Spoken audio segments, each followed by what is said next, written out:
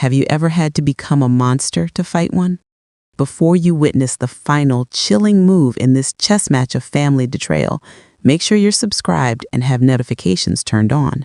You are about to see what happens when the quietest person in the room is the most dangerous. Christmas dinner. Our house smelled of roasted pine and simmering resentment. My niece, Maya, a wisp of a girl at 5 years old, stood pressed against the wall, refusing to take her seat. "The chair hurts me," she whispered, her voice barely audible over the festive chatter. My brother, David, the golden son, didn't even look up from carving the turkey. "He's being theatrical," he announced, his voice a smooth, dismissive baritone.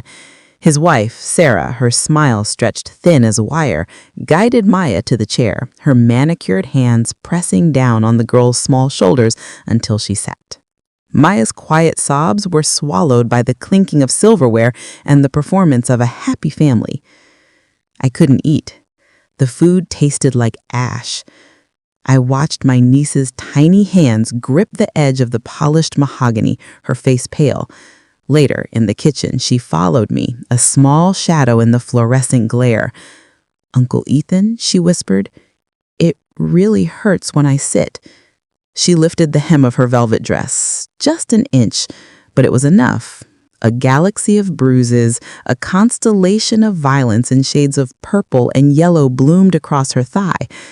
The hum of the refrigerator was the only sound in the world. "Who did that to you, sweetheart?" I asked, my voice a stranger in my own throat. Her eyes, wide and terrified, flickered towards the dining room, towards her father. In that instant, the universe contracted to a single, silent point. I didn't react. I smiled, poured her a glass of water, and told her to go play with her new toys. Inside, a tectonic shift was occurring. The love and admiration I once held for my successful, charismatic brother fractured, revealing something cold and monstrous beneath. I used to think his calm was strength. Now I saw it for what it was: absolute control. When I returned to the table, he was telling a charming story from work, his arm draped casually around his wife, the architect of his perfect life and the destroyer of his daughters. That was the night I stopped being a brother and became a hunter. I began visiting more, always with a friendly call first. David hated surprises. I watched him, a predator, studying its prey. Every gesture was a clue. The way Maya would flinch if he moved too quickly. The way she would meticulously arrange her toys on the far side of the room, creating a buffer zone between them. He caught me observing him once, his eyes narrowing. "Everything okay, Ethan?" I just replied, but we both knew I was lying. I knew bruises and my word wouldn't be enough against the golden son. I needed irrefutable proof. I needed his own voice, his own actions. For Maya's 7th birthday, I gave her a large, plush teddy bear with a friendly, stitched-on smile and a high-definition, motion-activated camera hiding behind its left glass eye. A week later, I went to their house while they were out. The memory card was in the bear's back, secured with Velcro.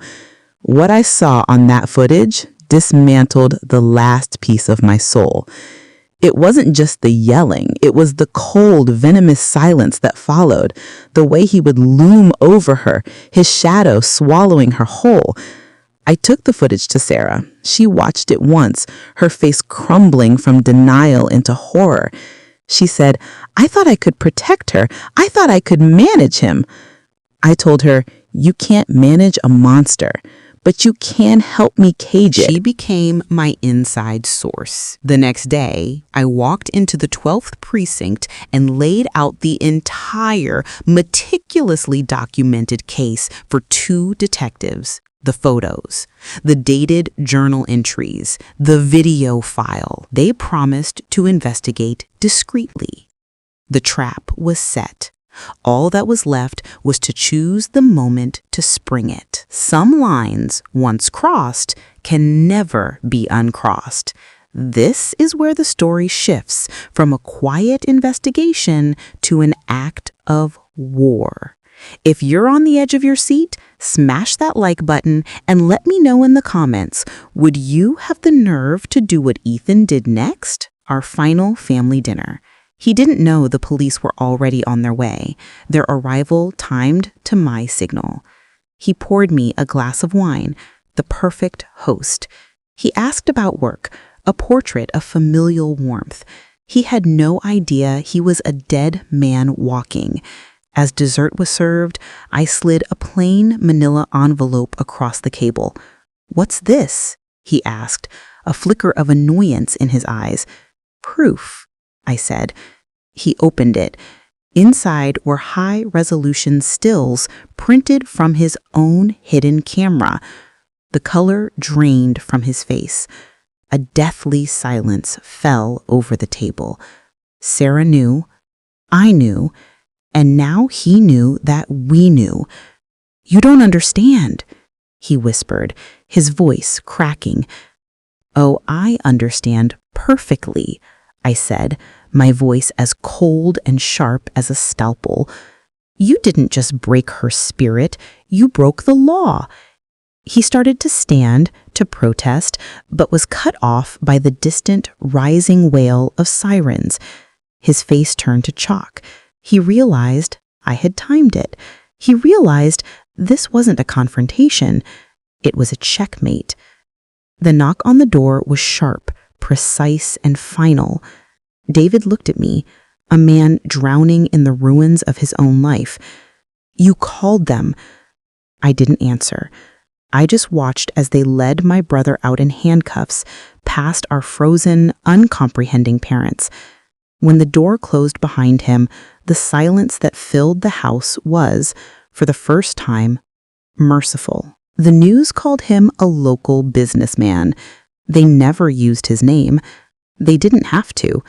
Sarah took Maya and moved to a new city, to a new life where chairs are just for sitting.